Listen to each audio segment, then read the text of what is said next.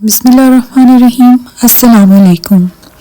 اب ایک واقعہ اور پیش آنے لگا تھا۔ رات نیلم اپنے کمرے میں نہ سوتی تھی، لیکن صبح اٹھ کر جب اپنے کمرے میں جاتی تو اسے تکیے پر ایک تازہ گلاب رکھا ہوا ملتا۔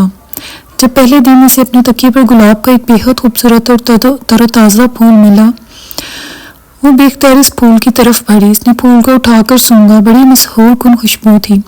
اچانک اسے احساس ہوا کہ اس کے ہاتھ میں گلاب کا پھول نہ ہو، کوئی بچھو ہو۔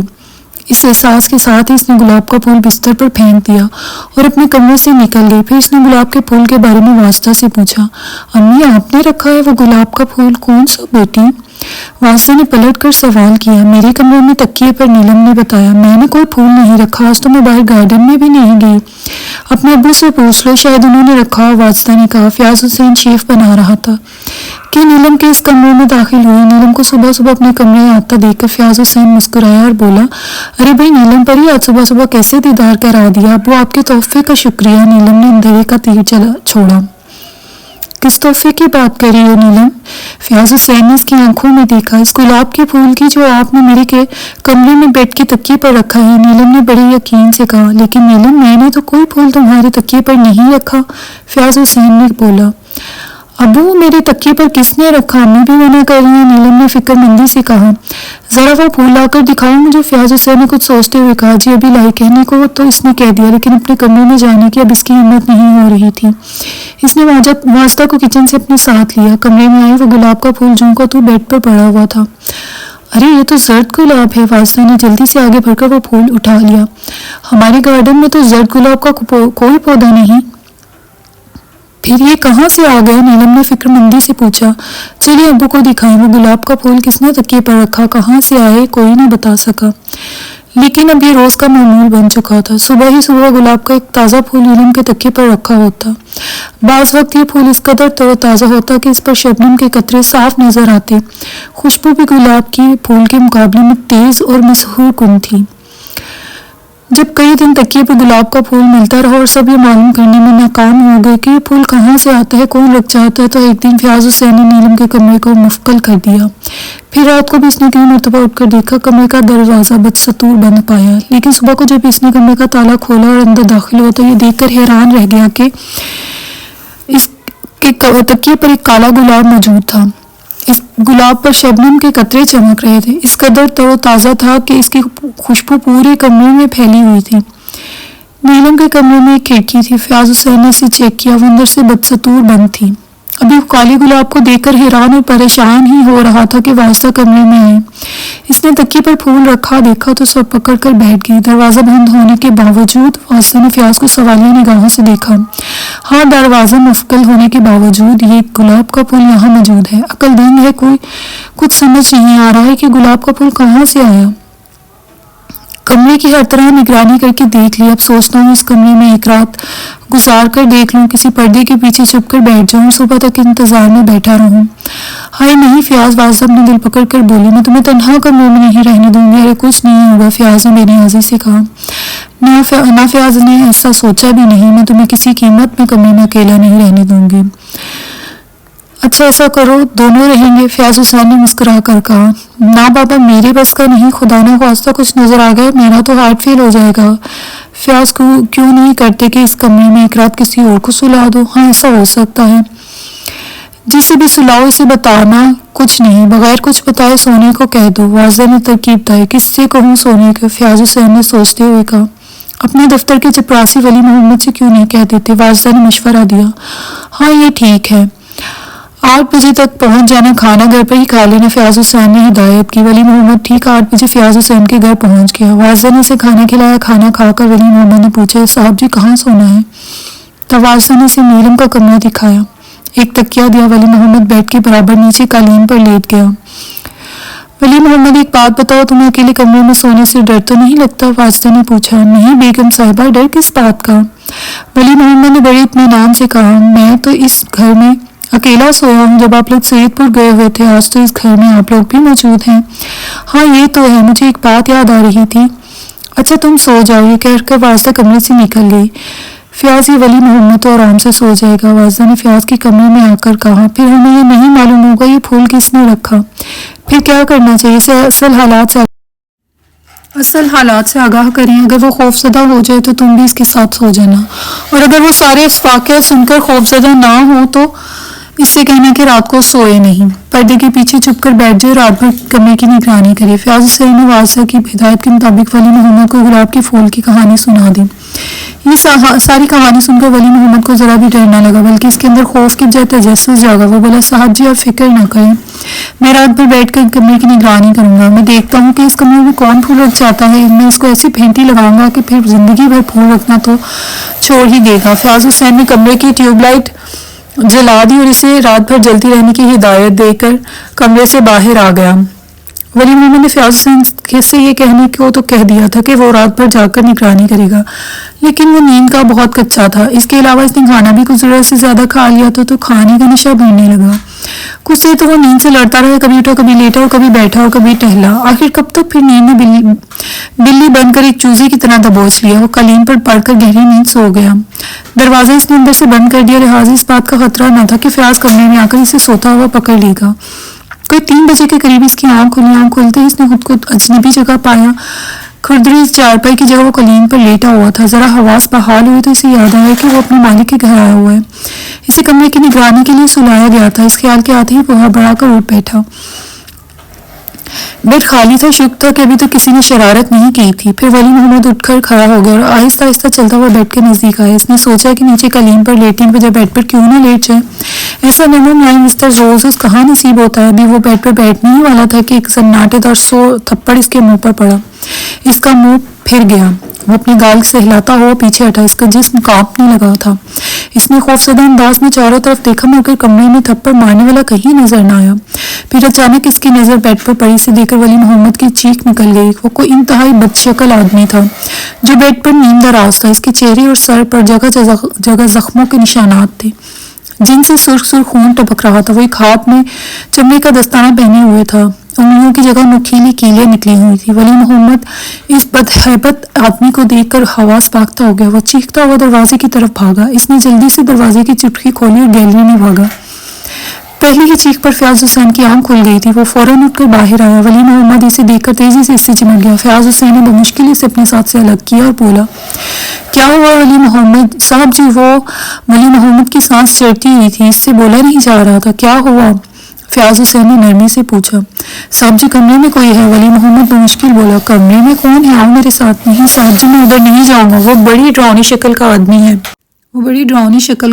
آوازیں سن کر واضح کی بھی آنکھ کھل گئی، وہ بھی اپنے کمرے سے نکل آئی اور دونوں کو راہداری میں کھڑے دیکھ کر بولی، کیا ہوا؟ کمرے سے چیختا ہوا نکلا ہے، میں اس سے یہی وجہ پوچھ رہا تھا، یہ بتا رہا ہے کہ کوئی ڈراؤنی شکل کا آدمی کمرے میں موجود ہے۔ ہائے میرے اللہ، واجدہ خوفزدہ ہو گئی، میں دیکھتا ہوں جا کر کون ہے کمرے میں، کہہ کر فیاض حسین تیزی سے آگے بڑھا۔ واجدہ اور ولی محمد اسے ٹوکتے ہی رہ گئے۔ ولی محمد صاحب کے پیچھے جاؤ، واجدہ نے ولی محمد کو ہدایت کی۔ بیگم صاحبہ میں ولی محمد کی سٹی گم ہو گئی۔ ہاں جلدی جاؤ، بھاگو، واجدہ نے ذرا غصے سے کہا۔ ابھی وہ ہلا بھی نہیں تھا کہ فیاض حسین فوراً واپس آ گئے۔ وہاں تو کچھ نہیں ہے، انہوں نے بتایا۔ یہ سن کر ولی محمد کو اطمینان ہوا، وہ جلدی سے کمرے کی طرف بڑھا، پھر اس نے کمرے میں ڈرتے ہوئے قدم رکھا، واقعی وہاں کوئی نہ تھا۔ پھر وہ کہاں گیا؟ فیاض حسین نے پوچھا۔ صاحب جی کسی نے میرے تھپڑ بھی مارا تھا، ولی محمد نے انکشاف کیا۔ تھپڑ؟ فیاض حسین نے حیران ہو کر پوچھا۔ جی صاحب جی یہاں اس طرف۔ ولی نے دایاں گال فیاض حسین کی طرف کیا۔ فیاض حسین نے اس کا چہرہ دیکھا تو وہ دنگ رہ گئے، اس کے ہاتھ دائیں گال پر انگلیوں کے نشانات بنے ہوئے تھے۔ اب اسے یقین آ گیا کہ ولی محمد نے جو کچھ دیکھا ہے وہ خواب نہیں بلکہ حقیقت میں دیکھا ہے۔ ولی محمد بڑی مشکل میں تھا، اسے اگر یہ معلوم ہوتا کہ یہاں کر اسے ایسے خوفناک واقعات سے دو چوڑ ہونا پڑے گا تو وہ ہرگز کمرے میں سونے کی حامی نہ بڑھتا۔ صبح نزدیک تھی، فیاض حسین نے صبح ہونے تک نیلم کے کمرے میں گزارنے کا فیصلہ کیا۔ ولی محمد اب اس کمرے میں اکیلا جانے کو بالکل تیار نہ تھا، لیکن جب اسے معلوم ہو کہ فیاض بھی اس کے ساتھ ہوگا تو وہ کمرے میں جانے کے لیے تیار ہو گیا۔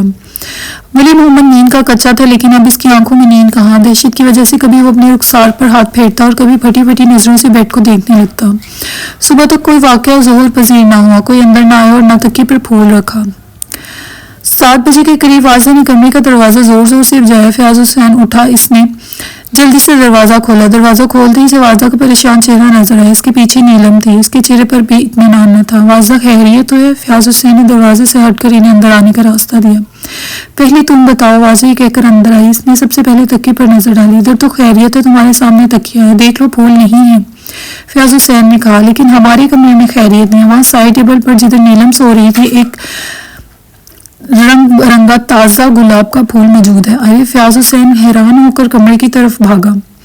وہاں کے سائڈ ٹیبل پر ایک خوبصورت پھول موجود تھا. اس کی بھینی بھینی خوشبو پورے کمرے میں پھیلی ہوئی تھی. کچھ دیکھا تم لوگوں نے؟ میں تو سو رہی تھی، مجھے معلوم نہیں، واسطہ نے کہا. اور تم نیلم؟ ابو میں بھی سو رہی تھی، میں نے بھی کچھ نہیں دیکھا، نیلم نے جواب دیا. وہ کالا گلاب شام تک وہاں رکھا رہا. حالات اب اتنے سنگین ہو گئے تھے کہ کسی عامل کو بلائے بغیر چارہ نہ تھا. فیاض حسین نے جانے والوں سے تذکرہ کر رکھا تھا. جو گھر سے یہ سوچ کر نکلا تھا کہ شام کو گھر میں کسی عامل کے ساتھ ہی گھسے گا. لیکن سچی ہو تو پھر حالات بھی خود بخود ویسے ہی پیدا ہو جاتے ہیں. دفتر پہنچا تو صادق قلندر مینیجر نے فیاض حسین کو ایک عامل کا پتہ بتایا. یہ عامل کاروباری آدمی نہ تھا، بلکہ بہت کم لوگ جانتے تھے کہ یہ عامل بھی ہے. وہ ایک پریس میں ملازم تھا اور شاہ نور اسٹوڈیو کے عقب میں جو آبادی تھی وہاں رہائش پذیر تھا. نام تھا ان کا فتح محمد. شام کو گھر پہنچنے سے پہلے فیاض حسین نے واسطہ کو فون کر دیا تھا. اسے بتا دیا تھا کہ وہ شام کو ایک عامل فتح محمد کے ساتھ گھر آئے گا، لہٰذا نیلم کا کہیں باہر جانے کا پروگرام ہو تو اسے جانے نہ دینا. واجدہ بڑی بے چینی سے عامل کا انتظار کر رہی تھی. شام ہو چکی تھی. نیلم اپنے کمرے میں موجود تھی. واجدہ بھی اس کے ساتھ بیٹھی تھی. وہ دونوں ادھر ادھر کی باتوں میں مشغول تھی کہ گھنٹی بجی. واجدہ اٹھنے لگی تو نیلم نے اسے روک دیا. ٹھہرے، میں جاتی ہوں گیٹ کھولنے. نہیں بیٹی تم مت جاؤ، فیاض کے ساتھ کوئی اور صاحب بھی ہوں گے، کہہ کر واجدہ اٹھ گئی. اس نے باہر جا کر دروازہ کھولا تو فیاض کے ساتھ ایک دبلے پتلے آدمی کو پایا.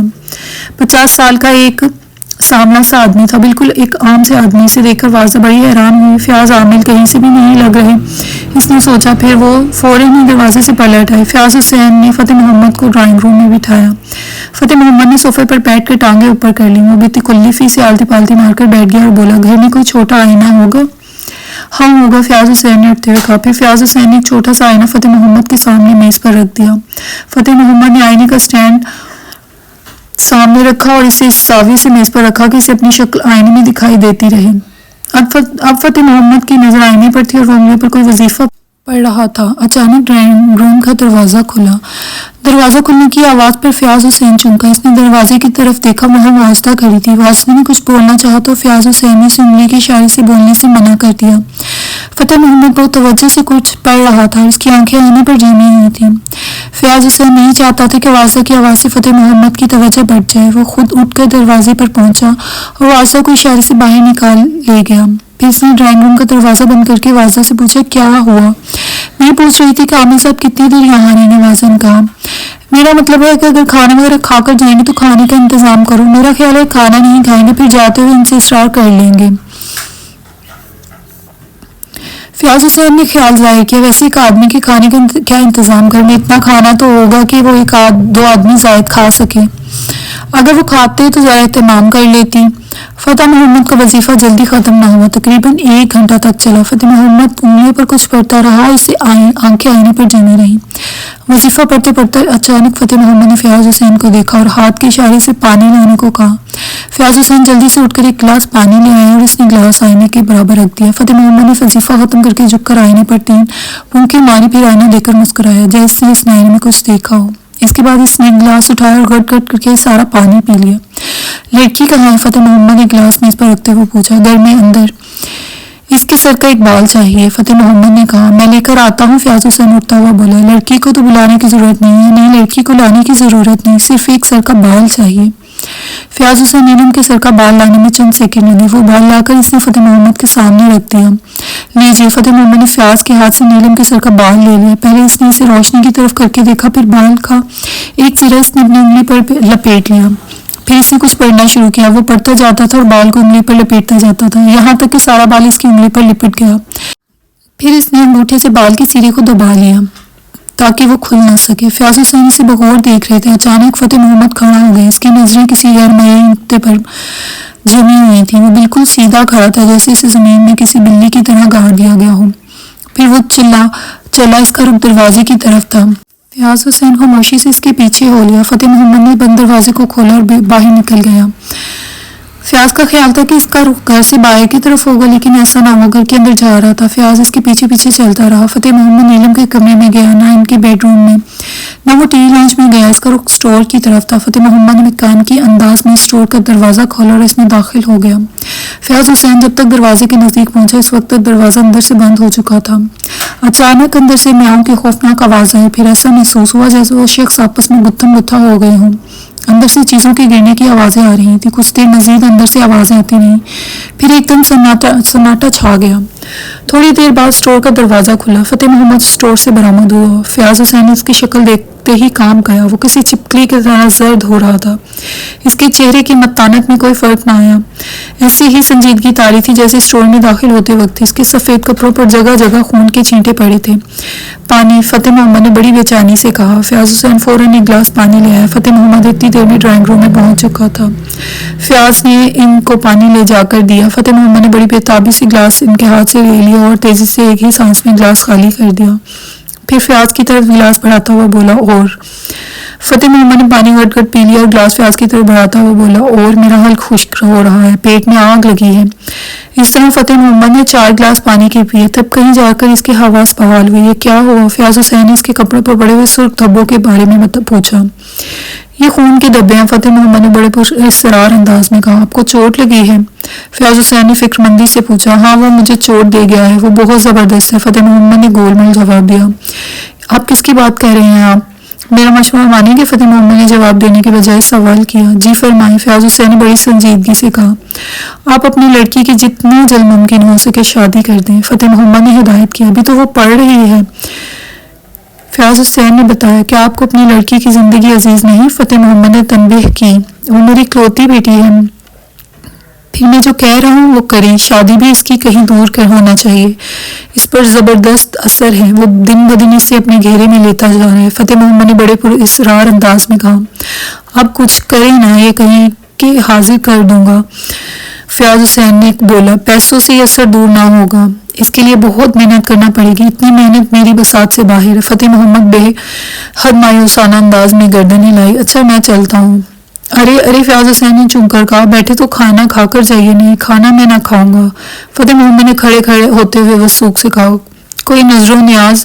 میں کوئی پیر نہیں ہوں، فقیر آدمی ہوں، فتح محمد نے بڑی انکساری سے کہا۔ آپ نے یہاں تک آنے کی زحمت کی، کوئی فیس وغیرہ؟ فیاض حسین نے گمنام کر پھر سوال کیا۔ نہیں فیاض صاحب، مجھے کچھ نہیں چاہیے، فتح محمد ڈرائنگ روم سے باہر نکلتا ہوا بولا۔ بس میں نے جو ہدایت کی ہے اس پر فوراً عمل کرے، ورنہ آپ کی لڑکی کی زندگی خطرے میں پڑ جائے گی۔ یہ کہہ کر فتح محمد ایک لمحہ نہ رکا۔ وہ کچھ خوفزدہ سا محسوس ہو رہا تھا اور اس کی کوشش تھی کہ وہ جلد از جلد اس گھر سے نکل جائے۔ فتح محمد کو وہ گیٹ تک چھوڑ آیا۔ فیاض حسین نے دروازے میں قدم رکھا تو واضح سامنے کھڑی تھی۔ وہ بولی، کیا عامل صاحب چلے گئے؟ ہاں چلے گئے۔ کیا وہ اسٹور میں بھی گئے تھے؟ واضح نے سوال کیا۔ جی ہاں، وہ گئے تھے اسٹور میں۔ وہ کیوں گئے تھے؟ واضح نے پوچھا۔ مجھے نہیں معلوم وہ وہاں کیوں گئے تھے، بس بیٹھی بیٹھی خود بخود اٹھ کر اسٹور میں داخل ہو گئے۔ پھر جب وہ اندر سے آئے تو ان کے ہوش اڑے ہوئے تھے اور لباس پر خون کے دھبے تھے۔ خون کے دھبے؟ واضح کی آنکھیں خوف سے پھٹ گئیں۔ کیا وہ زخمی ہو گئے تھے؟ نہیں، ان کے جسم میں کوئی زخم نہ تھا۔ کیا بتایا انہوں نے؟ واضح نے پوچھا۔ کوئی صاف بات نہیں کہ بس اتنا بتایا کہ نیلم پر زبردست اثر ہے، اس کی جلد از جلد شادی نہ کی تو اس کی زندگی خطرے میں پڑ جائے گی، فیاض حسین نے فکر مندی سے کہا۔ اثر ہے تو اسے دور کریں۔ نہیں، یہاں کس لیے بلایا تھا؟ وہ واضح فارفتگی سے بولی۔ میرا خیال ہے کہ معاملہ ان کے بس سے باہر، وہ یہاں سے ڈرے رہے سہمے سے نکلے ہیں۔ فیاض پھر کیا ہوگا؟ واضح پریشان ہو گئی۔ آؤ پہلے ذرا اسٹور میں جا کر دیکھتے ہیں، بعد میں پھر کچھ اور سوچیں گے۔ نہیں بھائی، میں وہاں نہیں جاؤں گی، جانے وہاں کیا ہو؟ واضح نے سہم کر کہا۔ اچھا ٹھہرو، میں الماری سے ریوالور نکال کر لاتا ہوں، تم یہیں بیٹھو، میں اکیلا دیکھ کر آتا ہوں، فیاض حسین اسٹور کی طرف جاتے ہوئے بولا۔ ریوالور کی وجہ سے کچھ واضح کی ہمت بن گئی، وہ اپنے شوہر کے پیچھے پیچھے چل دی۔ فیاض حسین نے ہینڈل گھما کر پہلے تھوڑا سا دروازہ کھولا، پھر سیدھے ہاتھ میں ریوالور تان کر دروازے میں زور سے لات ماری۔ دروازہ زور سے دیوار کے ساتھ لگا، ایک دھماکہ سا ہوا۔ اب ہمت کر کے واضح بھی اندر آ گئی تھی۔ وہ غور سے فرش کو دیکھ رہی تھی، فرش صاف تھا، یہاں تو کچھ نہیں ہے، واضح نے اطمینان بھرے لہجے میں کہا۔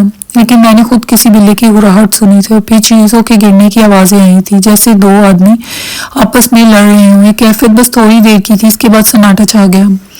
اگر یہاں لڑائی ہوئی ہوتی تو چیزیں ادھر ادھر پھیلی ہوتی، یہاں تو سب چیزیں اپنے ٹھکانے پر رکھی ہیں، پھر یہاں خون کے قطرے بھی نہیں دکھائی دیتے۔ واجدہ نے کہا۔ امی کس کا خون؟ اچانک نیلم نے آ کر پوچھا۔ اسٹور کے دروازے پر اچانک ہی نیلم نمودار ہو گئی تھی، اسے دروازے پر دیکھ کر دونوں گھبرا گئے۔ فیاض حسین کی نیلم کی طرف پوچھ تھی، اس لیے وہ اس کے ہاتھ میں ریوالور نہ دیکھ سکی۔ فیاض حسین موقع غنیمت جان کر ریوالور فوراً ٹوٹی میز کی دراز میں ڈال دیا۔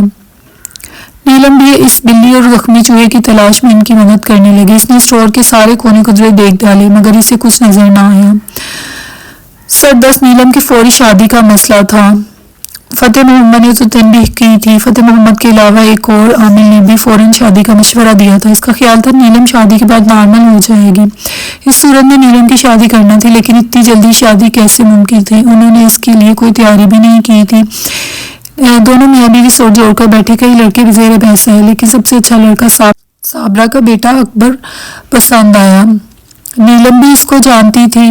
صابرہ نے بہت دفعہ دبے لفظوں میں نیلم کے رشتے کی خواہش کی تھی، لیکن واضح نے آج تک اس رشتے کے سلسلے میں کوئی جواب نہ دیا تھا۔ اس کی وجہ یہ تھی کہ خاندان میں ایک سے بڑھ کر ایک لڑکا موجود تھا، لڑکی ابھی زیر تعلیم تھی، بہت حسین تھی، دولت مند باپ کی اکلوتی اولاد تھی، پھر اس کے لیے کسی خاص رشتے پر غور کرنے کی بھی کیا ضرورت تھی؟ لہٰذا اکبر کا رشتہ دوسرے رشتوں کی طرح بھی زیر غور تھا، اور اب وہ دونوں اس بات پر خوش تھے کہ انہوں نے اس رشتے کو منع نہیں کیا تھا۔ ان حالات میں یہی رشتہ سب سے موزوں تھا، ان دونوں نے آپس میں تو یہ رشتہ طے کر دیا تھا، اب نیلم سے اس رشتے کے بارے میں رائے لینا تھی۔ نیلم بہت سیدھی اور فرمانبردار قسم کی لڑکی تھی۔ واضح نے جب اس سے اکبر کے بارے میں پوچھا اکبر کیسا لڑکا ہے، تو نیلم نے اس سوال کا مطلب سمجھے بغیر مسکرا کر کہا بہت اچھا، تیرے ابو اس سے تیری شادی کرنا چاہتے ہیں۔ واضح نے صاف صاف بات کی، مجھے ابو کی پسند پر کوئی اعتراض نہیں، نیلم نے ہنس کر کہا۔ شکر ہے خدا کا، واضح نے آنکھیں بند کر کے کہا، تو نے میرے دل کا بوجھ ہلکا کر دیا، تو امتحان سے فارغ ہو جائے، اس کے بعد فوراً بعد تیری شادی ہو جائے گی۔ ارے اتنی جلدی؟ میں تو واقعی آپ پر بوجھ معلوم ہوتی ہوں، نیلم نے مسکرا کر کہا۔ نہیں میری جان تو ایسی لڑکی ہے جس کا کوئی بوجھ نہیں، تو پھول کی طرح ہلکی ہے، واضح نے اپنے کندھے سے لگاتے ہوئے کہا، لیکن اب حالات ایسے ہو گئے ہیں کہ اس کے سوا کوئی چارہ نہیں۔ سب یہی کہتے ہیں نیلم کی جس قدر جلدی شادی ہو جائے بہتر ہے۔ ارے امی لوگوں کی کیا بات کرتی ہیں، ان کا تو کام ہی مشورے دینا ہے، پھر شادی ان کے لیے ہر مرض کا علاج ہے۔ چل زیادہ باتیں نہ بنا، واضح نے اس کے رخسار پر چپت لگائی، شادی واقعی 100 دکھوں کا ایک مداوا ہے امی، میرا خیال ہے کہ جس کا کوئی غم نہ ہو وہ شادی کر لے، اللہ نے چاہا تو کبھی اس کے پاس خوشی نہ آئے گی۔ نیلم ہنس کر بولی، اچھا میری دادی اب تو چپ ہو جا، میں نے مان لیا کہ جب 100 بے وقوف مرے تھے تو پیدا ہوئی تھی۔ امی 100 بے وقوف نہیں عقل مند کہیے، نیلم نے ہنستے ہوئے کہا۔ نیلم کو ہنستا ہوا دیکھ کر واجدہ سے بغور دیکھنے لگی، اس نے ایک عرصے کے بعد اپنی بیٹی کے چہرے پر ہنسی دیکھی تھی۔ واجدہ نے اس کی پیشانی چوم کر گلے سے لگایا، پھر دل ہی دل میں نیلم کے وقت کے لیے اچھی اور ڈھیروں دعائیں کرنے لگی، لیکن اس کے وقت اچھے نہ ہوئے، اس کی تقدیر نہ بدلی، قسمت اچھی نہ ہوئی۔ 4 ماہ بعد نیلم کی اکبر سے شادی ہو گئی۔ یہ تھے وہ حالات اور واقعات جن سے فیاض، واجدہ اور نیلم گزرے تھے۔ فیاض نے اب کوئی بات نہ چھپائی تھی، بلکہ ہر بات تفصیل سے بتا دی تھی۔ سب لوگ ان واقعات کو بڑی توجہ، حیرت اور دلچسپی سے سن رہے تھے۔ جب فیاض نے اپنی داستان ختم کی تو سب پر سناٹا طاری ہو گیا۔ کچھ دیر کے لیے کسی نے بات نہ کی، ہر شخص اپنی جگہ ششیدہ رہ گیا۔ فرقان ماموں نے دیوار گیر گھڑی پر نظر ڈالی، سب اس وقت رات کے ٹھیک 12 بج رہے تھے۔ کمرے میں اس قدر سناٹا تھا کہ گھڑی کی ٹک ٹک صاف سنائی دے رہی تھی۔ اچانک یہ ٹک ٹک بند ہو گئی، گھڑی کا پینڈولم ساکت ہو گیا، یوں جیسے وقت ٹھہر گیا ہو۔ سردی میں یکایک اضافہ ہو گیا تھا، ہر شخص اپنی جگہ بیٹھا اندر ہی اندر لرز رہا تھا۔ سارے واقعات سن کر صابرہ اپنے جذبات پر قابو نہ رکھ سکی، وہ منہ پر ہاتھ رکھ کے زور زور سے سسکیاں بھرنے لگی۔ اسے روتا دیکھ کر واجدہ بھی چپ نہ رہ سکی، وہ بھی زور زور سے رونے لگی۔ واجدہ کے رونے کی آواز سن کر صابرہ نے اپنے چہرے سے ہاتھ ہٹایا اور اپنے بہتے ہوئے آنسو کو اپنے دوپٹے سے جھٹکے سے صاف کیا اور واجدہ کو غصے سے دیکھتے ہوئے بولی، تم کیوں رو رہی ہو؟ صابرہ مجھے معاف کر دو، واجدہ نے اسے آنسو بھری نظروں سے دیکھا۔